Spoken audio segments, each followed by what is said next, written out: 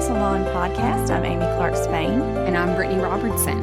And we're glad you're with us. And we're so happy to have a special guest today, Brittany. I've been itching to get my friend Brooke on here for a while, and we were finally able to do that. And Amy and I were just talking a few minutes before we got Brooke on the line about all the thousands of questions that we could ask her. And we promise that we will not drill her with questions, but we've got a lot of things we want to pick her brain about. So I'm going to give you a real brief introduction to Brooke and let her kind of tell a little bit of her story. When I started Instagramming, I hate using that word, but when I started Instagramming, one of my cousins, we were talking about some different things, fixing up our home and stuff like that. And he said, well, you should follow my friend Brooke and Henry on Instagram. So they've got this account and they're actually doing amazing, and they're kind of flipping houses and building a house. And so I go look them up, and they're in Kingsport, Tennessee, which is local to us. And they've got probably at that time, Brooke, you probably had close to 100,000 followers. And I was like, oh my gosh, how did I not know about her? So to make a really, really long story short, Brooke and her husband, Henry, have a blog/business called Plank and Pillow. And they have built, and I'm going to brag because I know Brooke and she's humble and she's not going to brag, but they've built an incredible business simply with, and I say simply, that's probably not the right word, but they've built this with grit and hard work and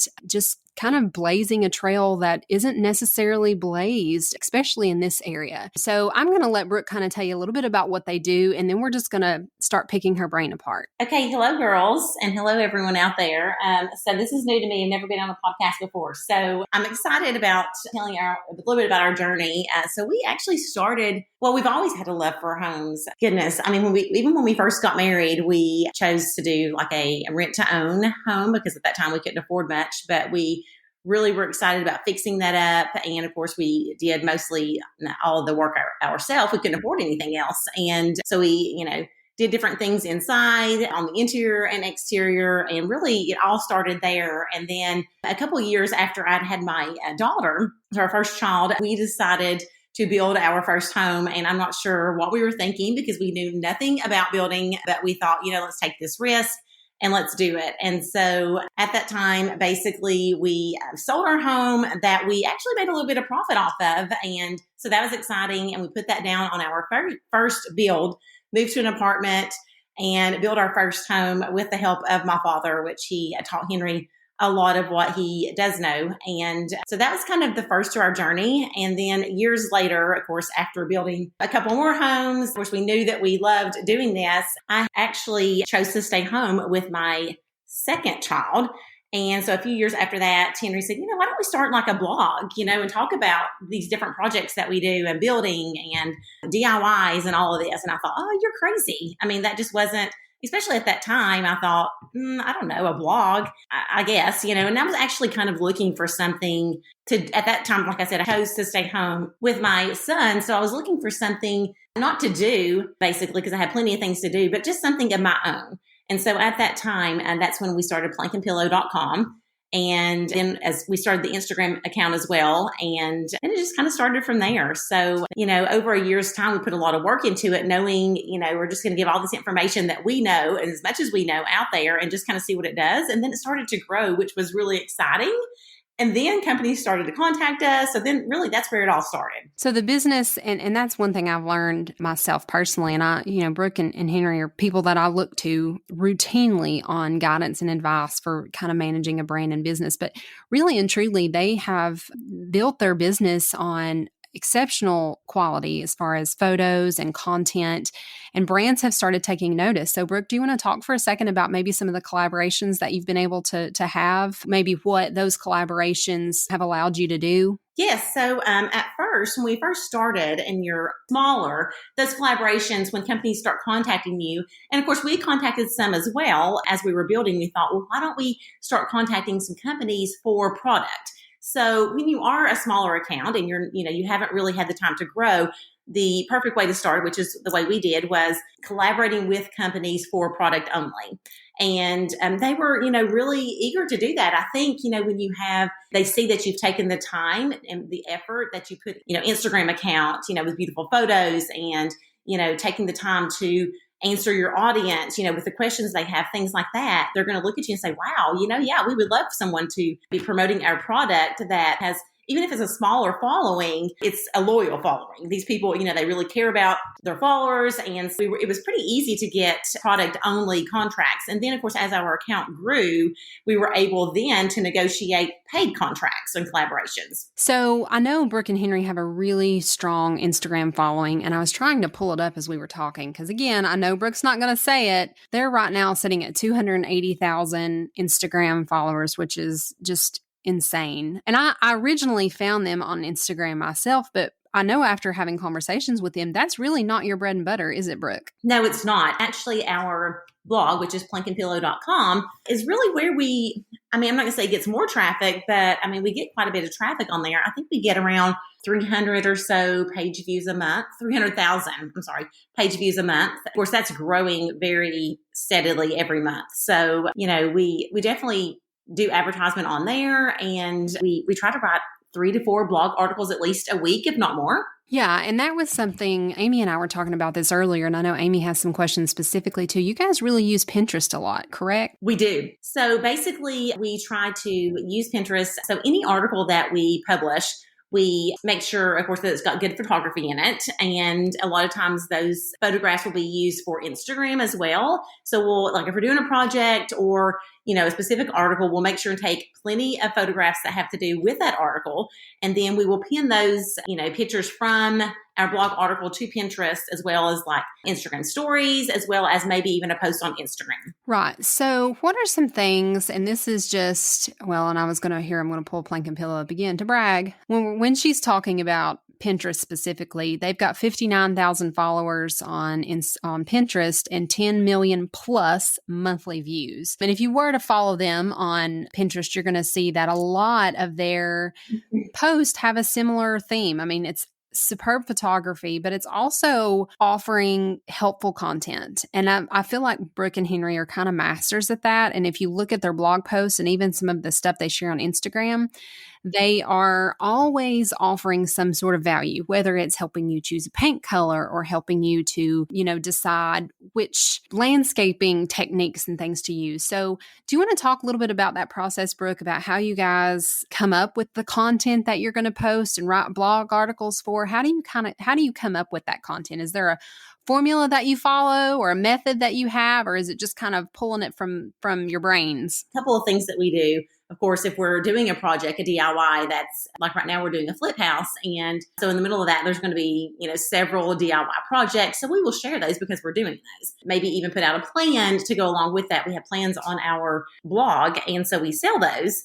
If you want a printable plan to follow along with the instructions. So of course we'll, publish that DIY, but something else that we look at is, what kind of questions do we continue to get? So if there's a question that continues to come up amongst our followers, then I'll take that question a lot of times and then I will do a blog article that really goes into more detail and really goes in more depth about that particular topic. That way, I can answer on Instagram stories, but I really can't go in depth in there. So I like to take a blog article and I can answer that question. And that way it can always be there. And then as it will also get Google traffic as well.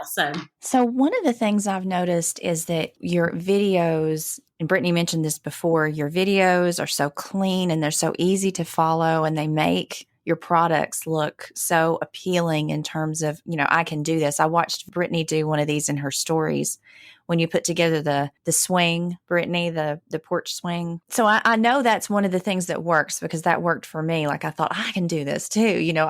This looks, I could get these products from them and I could put this together.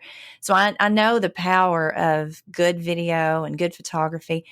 My question is, did you start to grow as a result of what you were doing on social, or did the social come after? What factor did that play in the growth of your business? So yes, I think photography is really important. At first, we really focused on that. I think at that time, of course, the algorithm in Instagram, changes a lot. So at that time that we had started, posting beautiful pictures, of course, was how a picture may get popular. And at that time, if a picture picture gets popular, then it shows it to more people. And then, of course, then that will help you gain followers. So that was more how it worked at that time. And then we saw Instagram moving to more of a trend of stories. So when we started, stories weren't, I can't even remember if they were a thing. I think they might have been a thing, but it wasn't anything big. People really didn't get on there. And so now stories are a way, I think, that you can show, behind the scenes type thing, the process more. And stories are now more how you grow more so than just the beautiful photography. But yes, when we started, that was definitely something that we focused on. You're making this sound really easy. And I'm listening to everything you're saying. And I'm like, oh my gosh, I need to be doing this. But I will tell our audience, one of the things that I respect most about Brooke and Henry is how they have structured and run their business. We know with an Instagram /blog /social media business, I know this and know by experience of how just time consuming it is. But I think this also applies for anyone who works for themselves or has a side hustle. It is so easy to get sucked in and become a slave to what you do. I know that it can be overwhelming and sometimes almost, I know Brooke and I have had these conversations before where we say, oh my gosh, I just want to throw my phone in the river. So to have a business as successful as your all's, can you talk for a few minutes about how you set boundaries and how you guys have learned to make this work for you? And I know it's been a process. I know it's been something you're probably still finessing, but working for yourselves, how are you making that work and keep your sanity? Wow, that's a great question. And we still have yet to get there as far as, really a great schedule, because obviously, and Brittany, this is something that can suck you in all hours of the day. So, and of course, Henry and I both are coming from like a 9-to-5 job. We, of course, both quit our jobs and, going into something totally new, owning your own business. And at that, a lot of it's on your phone, which is in front of you all hours of the day. So I think it's really just being mindful of, work hours. And that's what we're trying to do better, at that. But we try to really cram in all we can. Now we just have one in school because we sent one off to college. But while he's in school, so when I drop him off from the time, I drop him off until I go get him at 3, I'm trying to cram everything in I can. And then when I get him, yes, I will come back to my computer and work some, especially if he's, playing ball or has ball practice, something like that. But really just trying to cut it off at a certain point. And even scheduling posts, things like that. Like if we were going to do an evening post, going ahead and scheduling that and having it done.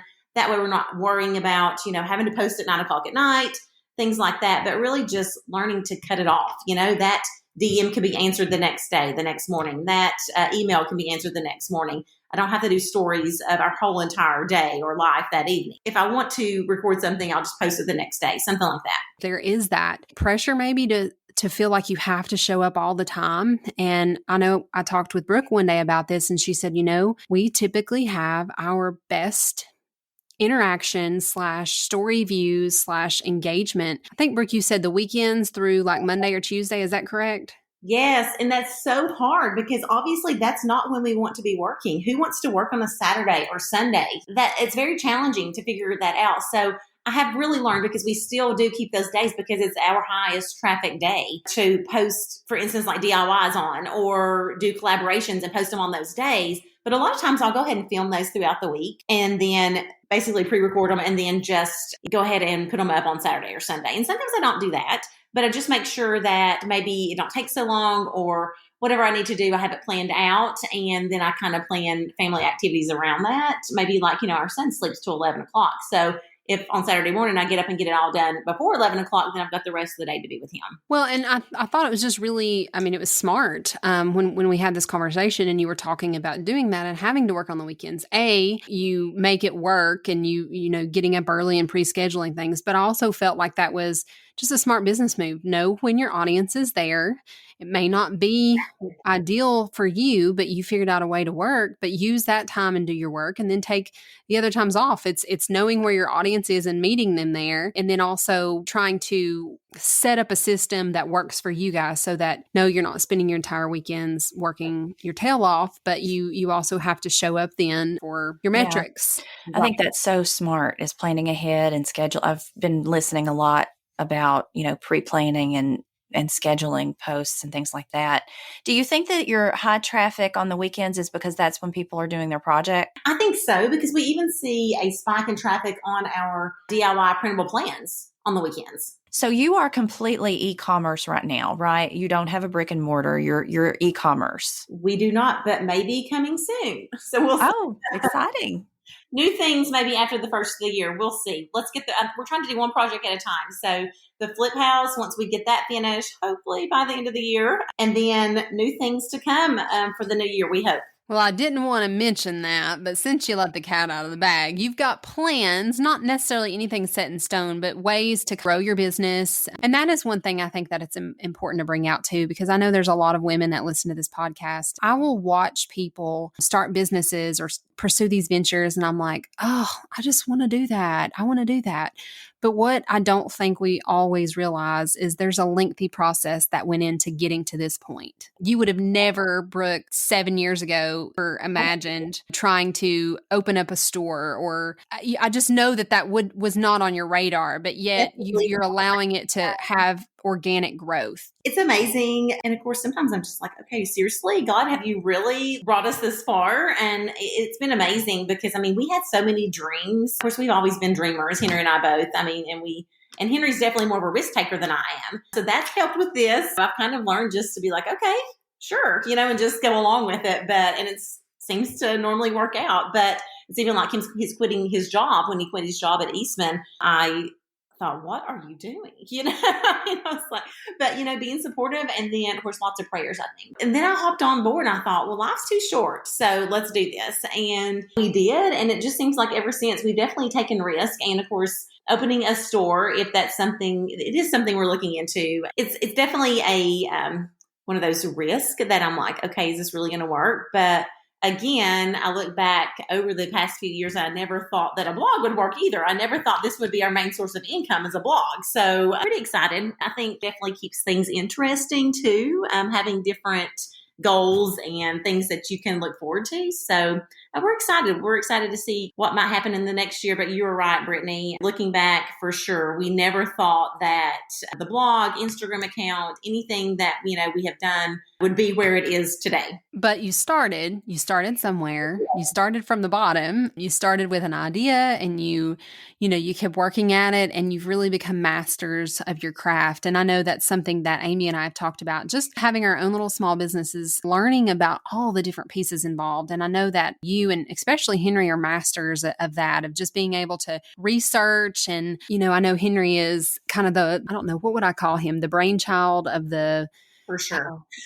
What would you call? I'm trying to think of the word. Someone that deals with all the techie stuff. I was telling a company yesterday. I was meeting with a company, and fortunately, Henry couldn't be sitting in on the meeting because he was at a project working. And I said, "Well, sorry, you get me today." And they were laughing about it. I said, "I think I'm just the helper. I think he just pretty much. Well, I might be the planner and the helper. Maybe I try to keep us on schedule and plan out what we need to do, but he's definitely the brains and the doer as far as the projects." And again, I feel like just the helper, No, you're not giving yourself enough credit, but I think you guys are a really, really good duo. If someone is just starting out, or someone has been trying their e-commerce business for a year and they're still sort of struggling to find their footing, I guess you'd have to analyze what they were doing already. But what are some of the pitfalls that if you had to do it over, if you were starting out again, what would you avoid? I know there are those little things like taxes and things that we don't think about early on, but